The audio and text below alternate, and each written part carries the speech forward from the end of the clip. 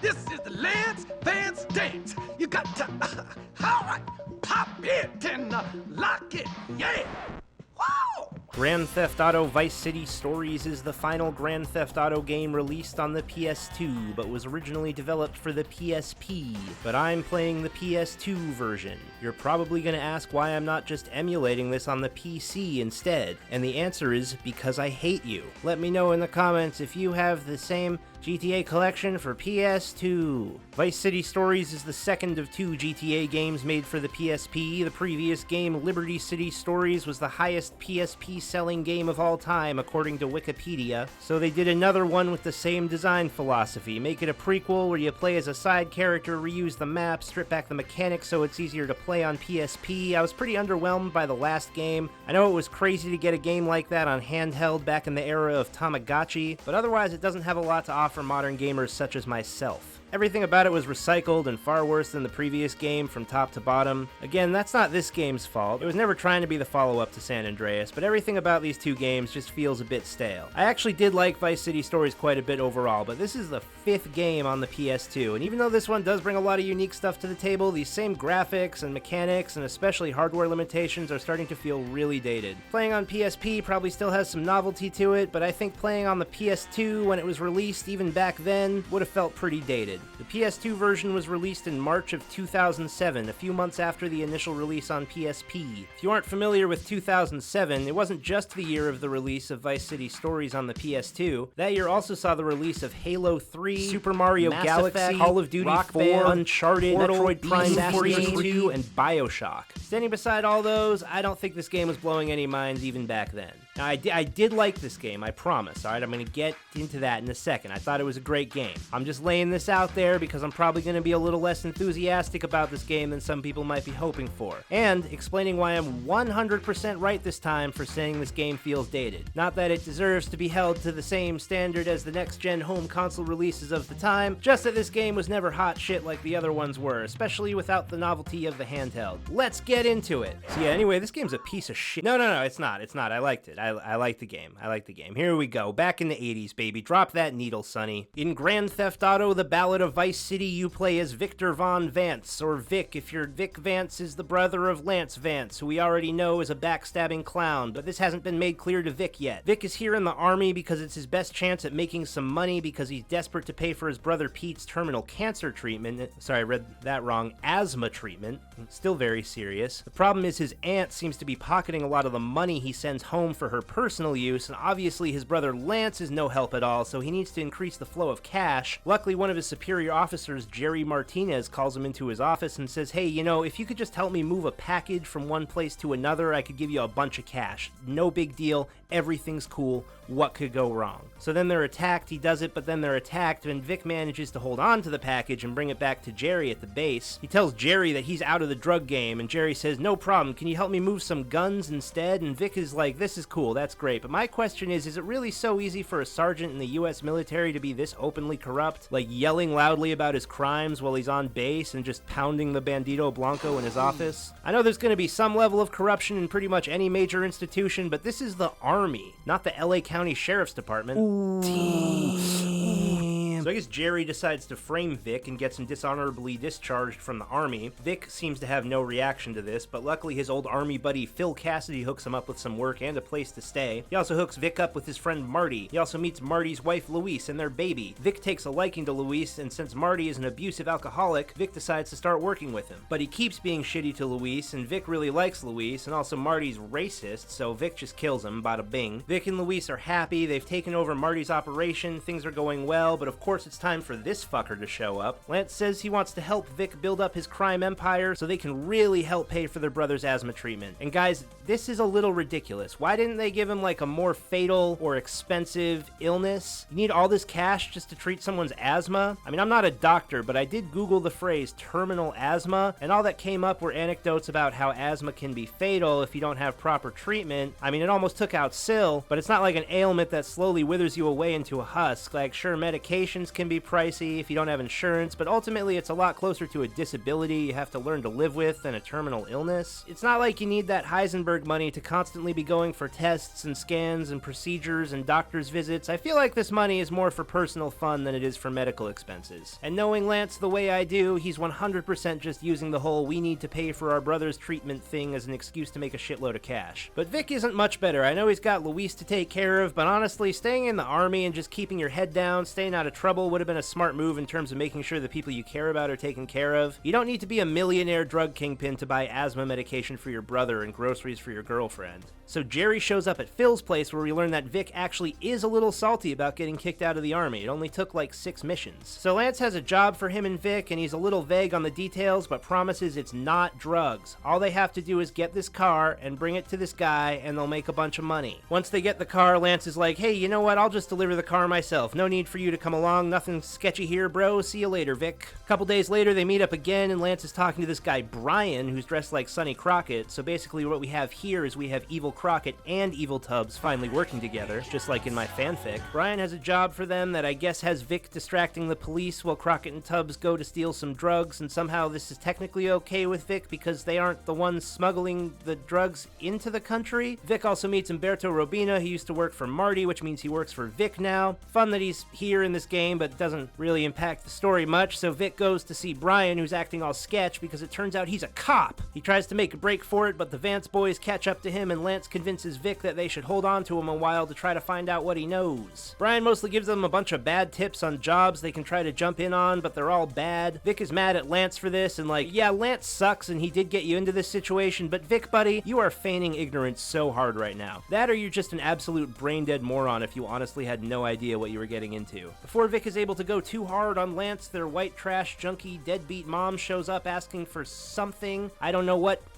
She asks the boys to give her a chance, and Vic decides to give her a Lance Vance chance, and she stays in the suite. Lance comes to Vic with an offer too enticing to turn down, an opportunity to steal Jerry Martinez's coke. So not only will it be enough money to finally buy an inhaler for their brother, but it's also a nice way for Vic to fuck over an asshole who fucked him over. They steal the stuff and then both get themselves sweet pads in the nice part of Vice City. Jerry says, hey bro, you fucked up stealing that coke because now my bosses, the Mendes brothers, are gonna be coming after you. Vic blames Lance for this again somehow. I hate to defend Lance Vance here, but like, there's no way Vic wasn't fully aware of the consequences. Like, I've never been an international drug smuggler, but even I know that if you steal an entire shipment of drugs from someone, they're not just gonna sit back and let you get away with it. The boys step out for a moment, and when they get back, they find their mom is gone, along with all the drugs, so now they have no way of making things right with the Mendes brothers. After this, Lance is like, Vic, you need to make some more money so we can pay these guys off, and Vic is like, wait, isn't it your fault? Shouldn't you be the one making the money? And Lance is like, yeah, but I think you should do it, and Vic is like, oh, okay. Eventually, they have a sit-down with the Mendes brothers, and it's decided that they're going to blame Jerry for the missing product, and the Vance brothers and the Mendes brothers are now going to become partners. I do so enjoy our conversations.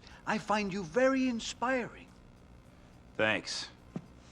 Here we go again. See, that line was a reference to Franklin's famous line in the opening of the original Grand Theft Auto when he says, oh man, here it comes again, and then gets on his bike. They work well together for some time, and Vic also continues doing some work for this person named Rennie, who eventually introduces him to Phil Collins, from Miami Vice. So now he's got some pretty steady work coming in from the Mendes brothers, Rennie and Phil Collins, who seems to be constantly under attack because, but Lance being Lance, turns out he's been snorting up a good portion of their product, which is upsetting to Vic, and it also turns out he's been getting high with Luis, too, which is upsetting to Vic. Neither Lance nor Luis are apologetic, and they both decide to just double down on being assholes, and you know what? I know Luis has had a pretty rough go of it, but fuck her too at this point. Vic's done so much for her, and she's just angry for no reason. She's toxic, honey. Time to cut her out. And they also meet Ricardo Diaz, who's still the big dog in town, bigger than Mendes it seems, but Luis calls and says she wants to get back together, and also she might be about to get kidnapped by Jerry's guys, so Vic saves her, and that, that's nice of him. That's the right move, but don't take her back, Vic, alright? So the Mendes brothers decide the Vance brothers are square now, but they need to leave town and let the Mendes brothers take over their business. The Vance boys aren't too keen on this plan, so they get knocked out and dumped in some kind of water treatment facility, and it turns out there are a bunch of guys who start shooting at them for some reason, and then the guys all explode, so I guess it's probably more like an oil refinery than a water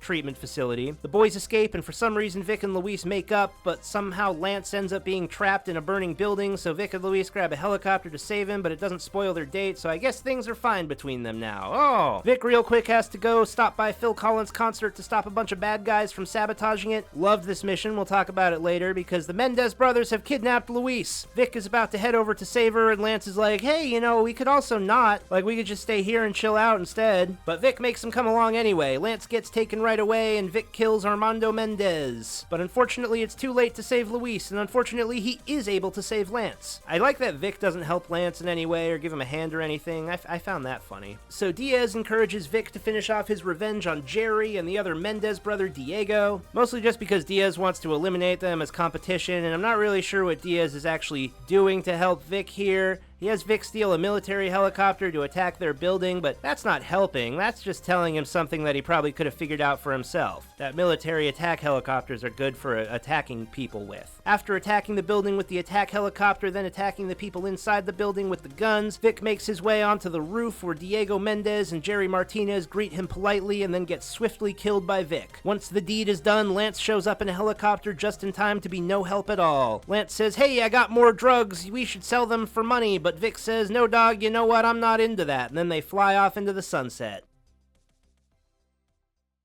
The story, you know, it's alright. It's pretty good. When I did my video about the original Vice City, I asked the comments to explain why Lance turns into a bitch out of nowhere, not realizing that there's an entire prequel explaining that. I did know this game existed and that it was a spin-off of Vice City, but I didn't know anything about the plot. Learning about his backstory and how he was always a self-centered, manipulative jackass was fun. We know that during the 2 years between the events of this game and the events of the original, that Vic does somehow get deep into the drug business, and I'd like to know how that came about. That was kind of the interesting part for me, and they don't tell you. But I'm much more interested in learning what kind of lifestyle led Vic to go from looking like this to looking like this in the span of just 2 years. I feel like the last game was already pushing it, having Tony go from this to this in just 3 years, but with enough lasagna and red wine, I suppose anything's possible. He just kind of goes from an out-of-shape guy to a really out-of-shape guy. But Vic is like a strapping young man, kind of a sexy short king who I guess really let himself go. I've never seen someone fall off so hard in such a short amount of time. Also, I gotta say, Vic Vance, what a bland character. Who the hell wrote this script? He has probably less personality than any GTA character of the 3D era, and that includes Claude, the Mute. He's not an asshole like Tony Cipriani from the last game, he's just an absolute saltine cracker of a character, and he's far too passive to get my full respect. The story does often fall into the somewhat lazy format of guy walks into a bunch of rooms and does a bunch of jobs for a bunch of people type storytelling sometimes, but at least there was a central thrust and a lot of colorful characters and a few twists and turns that kept me engaged. We can't change what's done. We can only move on. He didn't have a choice. He was good and he did good. If we don't stop soon, we'll all be dying. Well, she was a fool then, Arthur.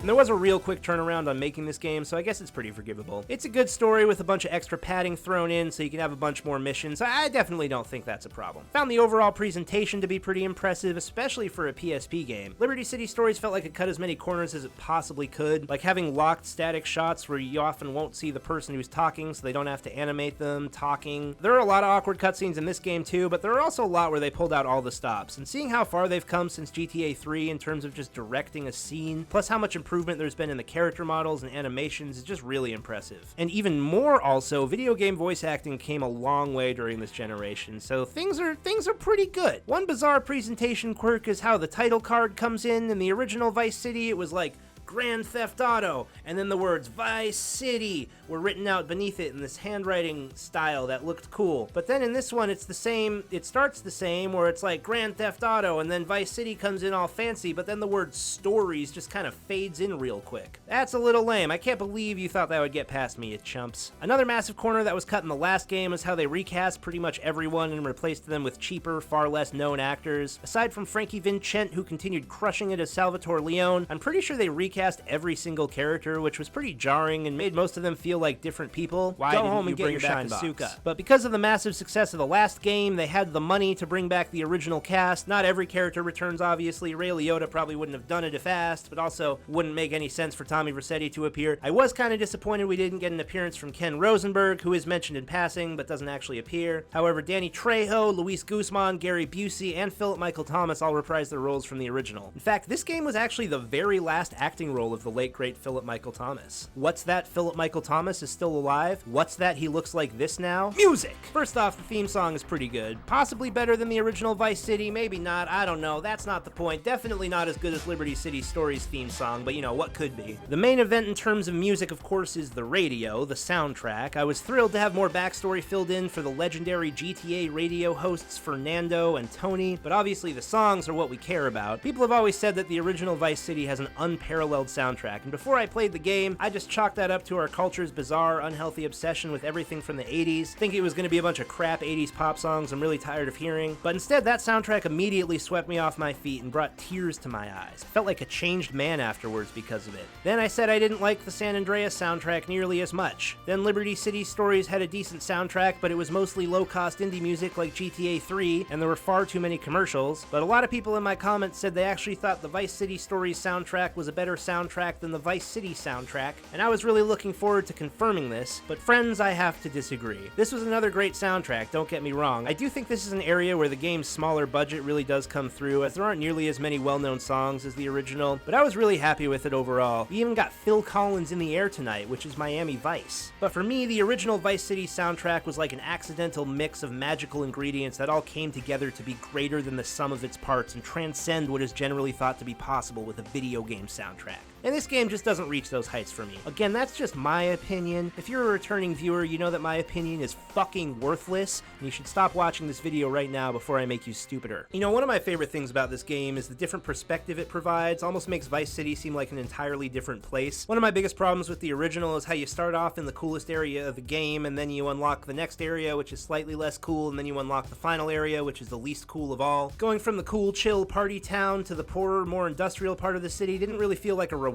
And Liberty City Stories has you going on the same journey you did in 3, so it didn't really feel like you were getting a different perspective on that city. But in this game, you start off in some areas that were pretty underutilized in the original, like the military base. You don't feel like Tommy Vercetti, handsome, smooth, talking, connected guy. You feel like a guy who's genuinely starting from nothing and you have to earn your way into the cooler parts of town. The dock factory area and the poorer neighborhoods are where you spend most of the beginning of the game, and it made me see Vice City in a whole new light. When I think of Vice City, I think of Ocean Drive, the mall, golf courses, Starfish Island, the beach, but this game really had me check my privilege at the door, and I think I'm a better man for it. The last thing I'll say about the presentation is that looking online at gameplay of the PSP version compared to this version, it has a slightly different aesthetic, which is kind of yellowier, and I'm kind of bummed that I missed out on that. If you've been around here for a while, you might know that I like to play the original authentic release of a game, especially if it's a retro game that I've never played before. And that was definitely the case with the original trilogy, since there have been some objective downgrades in almost every subsequent release of those games. But these PS2 ports aren't missing any content and actually do have a small amount of added content. My comments were saying that these are just better versions of the games with better controls, and that may be true, but I do feel like I lost a bit of what made these games so cool and special by not playing them on the PSP. In the future, I'll probably just go with my gut in terms of what platform seems like the right way to play. That doesn't mean I'm always going to be playing on the original hardware, but I'm probably only going to be playing a game on PC if there are literally no other options. And speaking of which, the technical performance is pretty disappointing again. It's never unplayable, but it's strange that such a small game, a game made to fit in your pocket, struggles so much. Every time you look at this Ferris wheel, the frame rate drops to single digits. I feel like you could have figured that out, friends, but again, this game was a lower budget, stopgap, somewhat rushed, designed for handheld spin-off, so it's not the end of the world. This video's already way longer than I wanted it to be. Still annoyed there are loading screens between islands, still annoyed that the music cuts out during them. The mechanics are pretty identical to Liberty City Stories, which is to say bad. Like I said last time, the PSP had limited controls, so they had to adjust the mechanics accordingly. No cover shooting, no crouching, no climbing or vaulting walls. Analog aiming with guns is technically possible, but it sucks ass compared to the way it was done in San Andreas. One thing I am happy about is that they do bring back swimming from San Andreas, which I always wanted to do in the original since the water was so beautiful, and it doesn't have that same sparkly look like the original had, but it does feel nice to be able to go for a dip in here because I'm really hot right now. And it feels nice to not have to fail a mission due to drowning since, you know, it's a very water-heavy map.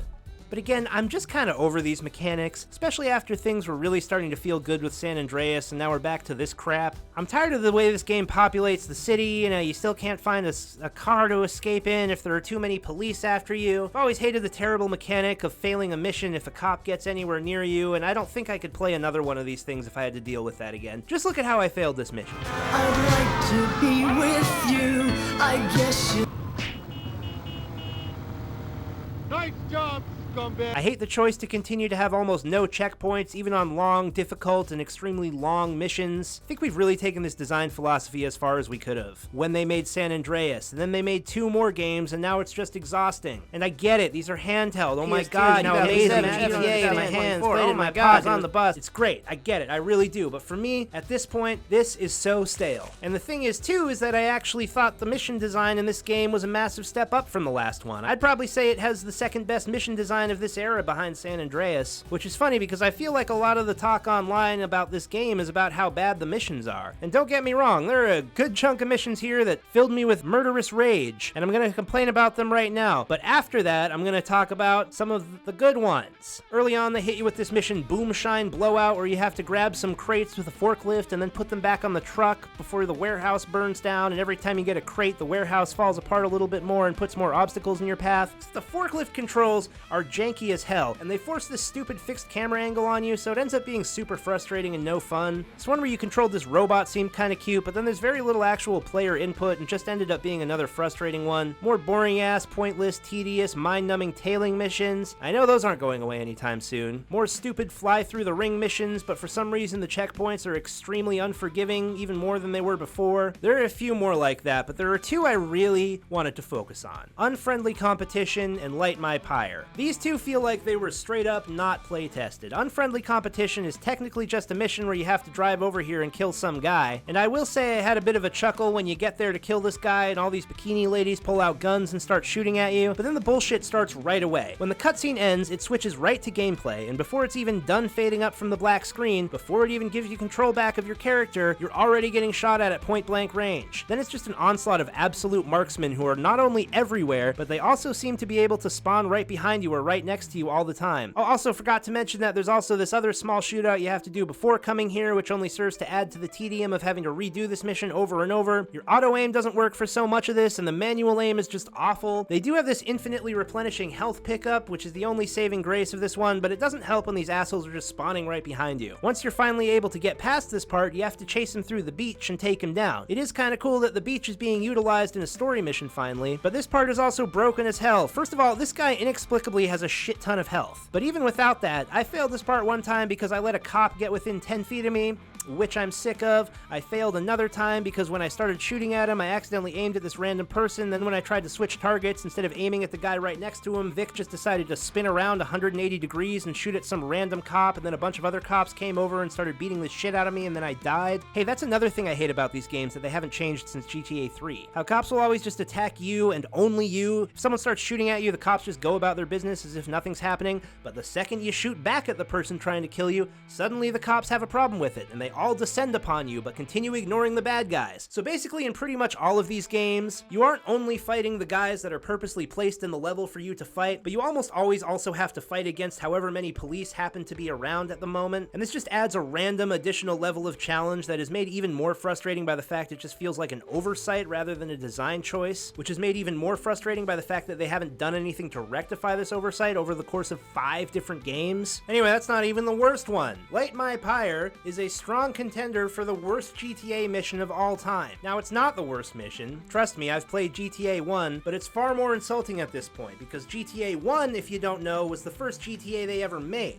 That's a gamer fact for you. But Vice City Stories is like with the 8th GTA they've made, and the 5th they've made in this particular style. So what the In this mission, the Mendes brothers have captured Luis, so Vic and Lance have to save her from them. But for some reason, instead of going in the same car, instead you have to escort Lance on a motorcycle and fight off these attacking cars cars while he heads to the Mendes mansion, but there are two major problems here. One is that the amount of cars thrown at you seems to be a different random number every time I play this mission, and two, even though the story context is that the people in the cars are trying to kill Lance and he's trying to get away from them, it seems like his AI has him sticking to these cars, so even if you knock one out of his way, it's like, alright, I got that car off his ass, so now he can just speed away safely while I deal with these guys, but instead he just follows the car that he's supposedly trying to get away from. Also, as soon as you approach one of these cars, the expert marksmen inside them take out your tires right away, so you have to pretty much do this entire part with no tires. And like I said, you have Lance Vance being a dumb bitch like always. Oh, right, and of course you're also liable to get police attention, and you already know they're only going to be trying to stop you, not any of the other 6 cars openly firing machine guns in a city street. But once you finally get Lance to the mansion, despite him trying his best to fuck up, you also have to go through yet another poorly designed, extremely hard shootout. Enemies are everywhere. Once again, you can easily get police attention, which if you didn't know, makes the game way harder. Because if you don't already know, the police only shoot at you, not any of the dozen other guys in the shootout. Did you know that? And also these guys keep spawning in randomly, including spawning in right behind you. And remember, if they get you, you also have to do that car chase part again. The shooting part.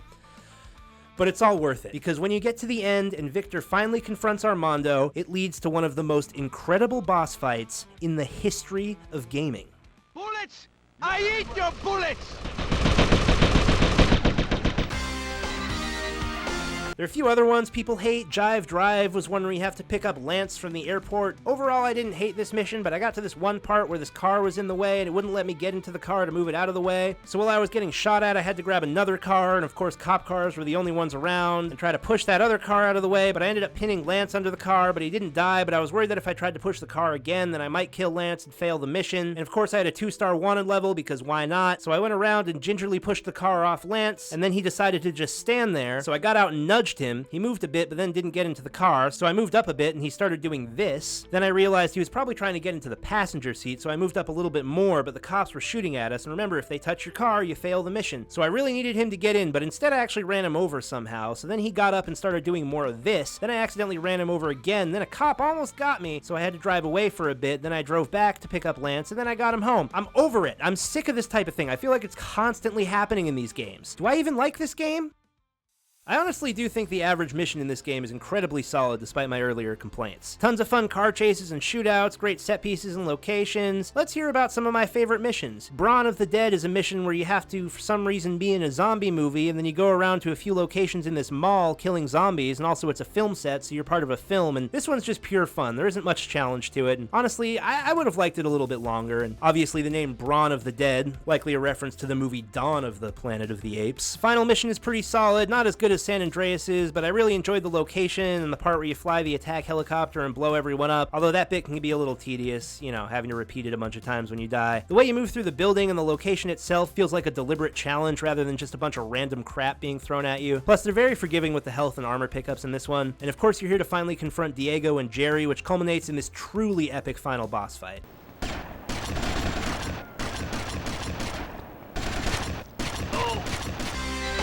But my favorite one in the game was In the Air Tonight, where you go to a Phil Collins concert and you have to stop people probably sent by these guys from assassinating Phil Collins. I also really like the one before this, where you have to clear out the stadium before he arrives, even though that one had some dog-ass enemy placement too. Then at the end of that, he's like, "All right, concert's gonna be great. See you later, mate." And I was like, wait, whoa. I don't even get to see the concert after all that work. But then you do get to see the concert, and it's such a spectacular payoff. It reminded me of that one part in Assassin's Creed Odyssey where the whole city's playing the concert, and there's just a bit of light gameplay to go along with it. Definitely not a challenging mission. You're just up on these rafters punching a couple of guys from time to time, but it does keep taking a break from the action and letting you watch the concert. I was a little disappointed that he only plays In the Air Tonight, because you've likely heard that song already like 25 times at this point in the game on the radio, but it does seem to at least be some kind of live version or different recording, which that definitely helps with it. I love how casually he's slowly moving around the stage while singing, and then he just jumps on the drums, which is apparently how he does it in his actual shows. I know this isn't a spectacular mission in terms of gameplay or level design, but in terms of sheer fun, it was completely unmatched. I like that you can actually play golf, or, you know, at least do driving range challenges, but it's cool. I really like when GTA has just chill stuff for you to do that isn't like crime stuff or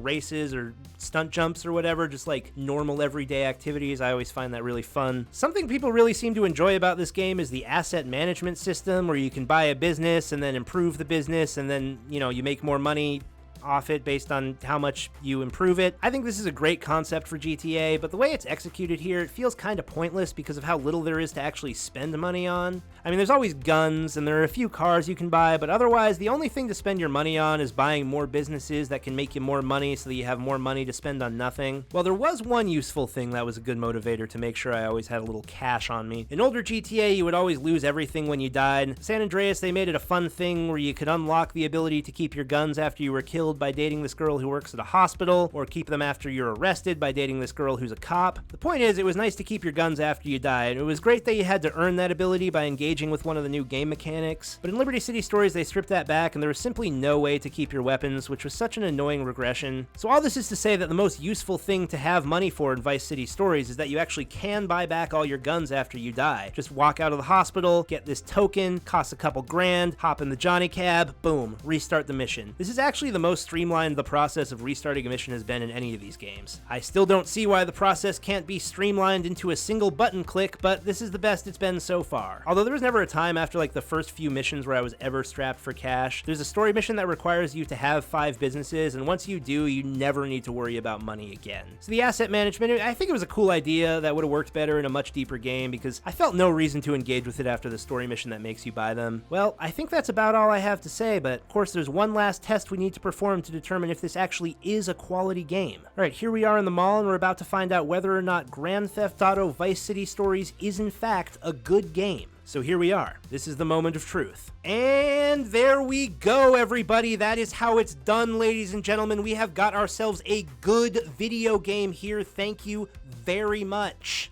I don't know, is this game underrated? I mean, I thought it was fantastic, maybe even better than the original Vice City, so yeah, I mean, definitely under-discussed and not well-known, and I do think it deserves a bit more attention than it gets, so I suppose I would consider it underrated, but I'm just totally over this same style of GTA after 5 of these fucking things, especially since it already peaked 2 games ago. I usually think trying to experience media in its release order is far better than trying to do it in chronological order, but part of me feels like it might be fun doing it this way, which is not chronological order or release order, because then, you know, that way it feels more like a linear progression in terms of gameplay and storytelling, and then you end with San Andreas, which feels very climactic in every sense. It's kind of a shame that GTA 3 is the end of this timeline, because I could also see it being fun to replay these in chronological order, but then you're ending with GTA 3, which is so rudimentary in every way that it just wouldn't make for a good finale. But you know what does make for a good finale? Whatever I'm saying right now, because we've reached the end of the video. I'm finally moving on from the PS2 era. I completely stand by my original plan to buy this console in order to experience this trilogy for the first time. The whole jam was only about $100. Maybe I should have gotten the PSP for the last two because, man, these 2 games together was about another $100. Vice City Stories especially is not cheap, but I did end up with a super pristine copy, which is nice, and unlike Liberty City Stories, there's no other type of version of this game on any type of modern hardware, including mobile devices, so this is about it for now. Subscribe if you like videos like this because I made some other ones and I'm about to start working on one for GTA 4. Please and thank you.